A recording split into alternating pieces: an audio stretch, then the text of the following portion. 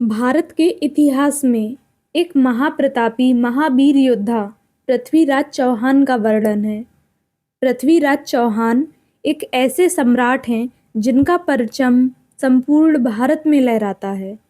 पृथ्वीराज चौहान, इनका जन्म सन 1166 में गुजरात में हुआ था।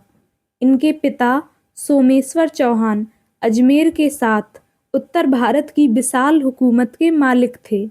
पिता की मृत्यु के बाद केवल 11 वर्ष की आयु में ही चौहानों की सत्ता पृथ्वीराज चौहान के हाथों में आई।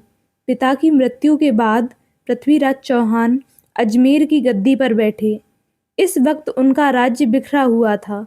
सामंत, रिश्तेदार, संबंधी सभी ने पृथ्वीराज चौहान को बालक समझकर रियासत को हड़पना शुरू कर दिया था। और यहीं से शुरू हुआ वो दौर जब पृथ्वीराज चौहान प्रलय की भांति अपने शत्रुओं पर टूट पड़े। उन्होंने गुरुग्राम में अपने चाचा की संपूर्ण सेना को उखाड़ के फेंका। पराजित सैनिकों के सिर काटकर अपने किले पर लटका दिए। इन सब में पृथ्वीराज चौहान को अपने चाचा सहित कई गद्दारों को मारना पड़ा। और इसके बाद भी उनका विजयी रथ रुका नहीं था।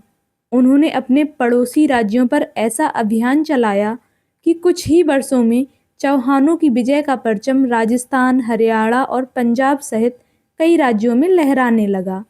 अपनी सत्ता को मजबूत करने के बाद उन्होंने बड़ी बड़ी रियासतों से वैवाहिक संबंध बनाना शुरू किया। उन्होंने कुल 13 विवाह किए। प्रत्येक विवाह से उनकी शक्तियां और भी बढ़ती चली गईं। पूरे उत्तर भारत पर उनका शासन हो गया।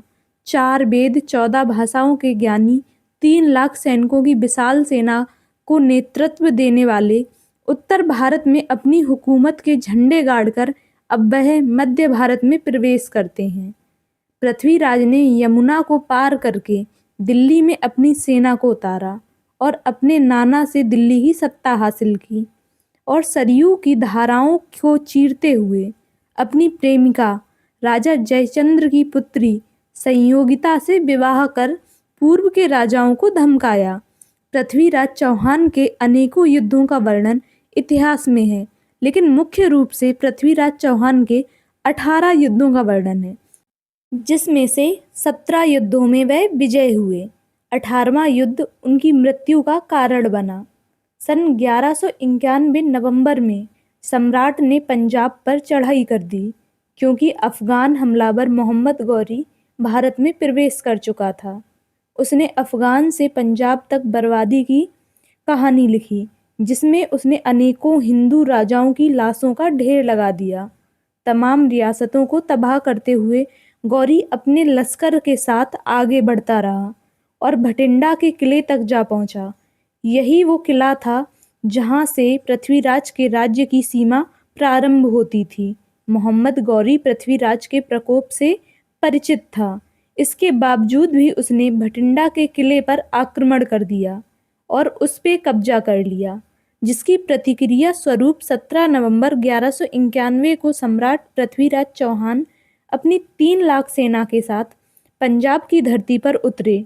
उन्होंने अपनी सेना को 3 ओर से मैदान में उतारा। इस घमासान युद्ध ने गौरी के होश उड़ा दिए थे। गौरी स्वयं अधमरा होकर गिर पड़ा और युद्ध छोड़कर पंजाब से भाग उठा। इस युद्ध को तराइन का पहला युद्ध कहा जाता है। इस युद्ध में सम्राट ने सरहिंद के किले तक के इलाके पर अधिकार कर लिया, पर अपनी हार के 1 साल बाद मोहम्मद गौरी 1 लाख जंगी सवारों के साथ फिर से हिंदुस्तान की ओर बढ़ने लगा। तब सम्राट ने उसको पिछली हार याद दिलाते हुए वापस जाने को कहा। तभी चालबाज गौरी ने अपनी सेना को पीछे किया ताकि वह पृथ्वीराज चौहान को छल से मार सके। मोहम्मद गौरी वापस जाने की बजाय अंदर ही अंदर अपनी तैयारियां करता रहा और एक दिन उसको पता चला कि हिंदू योद्धा सूर्य उदय से पहले और सूर्य अस्त के बाद युद्ध नहीं करते हैं, तो उसने छलपूर्वक सूर्य उदय से पहले ही पृथ्वीराज चौहान की सेना पर हमला कर दिया। संपूर्ण सेना पूजा पाठ में मगन होने के कारण गौरी के छल का शिकार हो गई और उनके प्राण चले गए।